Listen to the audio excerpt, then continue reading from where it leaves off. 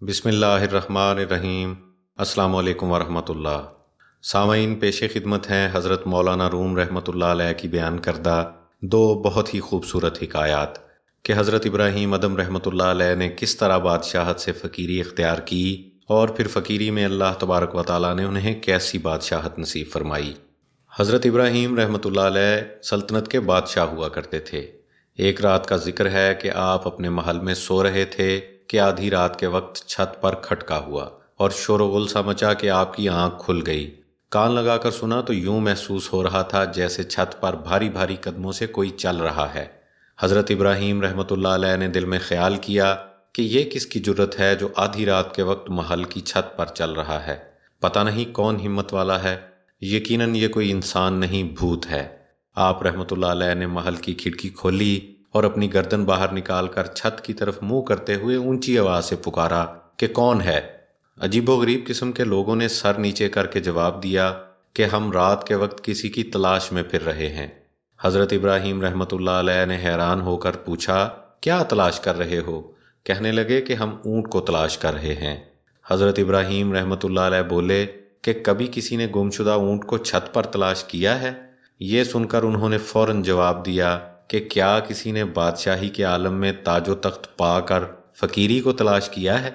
یہ سننا تھا کہ آپ پر عجیب بے خودی کی کیفیت طاری ہو گئی۔ دل پر اس بات نے اس قدر اثر کیا کہ اسی وقت سب کچھ چھوڑ چھاڑ کر پہاڑوں کی طرف نکل گئے اور دنیا سے چھپ کر اللہ تبارک و تعالیٰ کی عبادت میں مشغول ہو گئے۔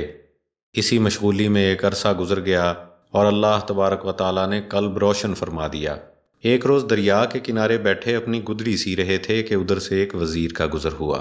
اس نے جو حضرت ابراہیم ادم رحمۃ اللہ علیہ کو اس حالت میں دیکھا تو دل میں بڑی حیرت کا اظہار کیا کہ کس قدر عظیم سلطنت کے مالک ہیں اور فقیری کو اختیار کر رکھا ہے۔ بادشاہ ہو کر فقیروں کی طرح گدڑی سی رہے ہیں، جبکہ ادھر ان کے نہ ہونے کی وجہ سے سلطنت برباد ہوئی جا رہی ہے۔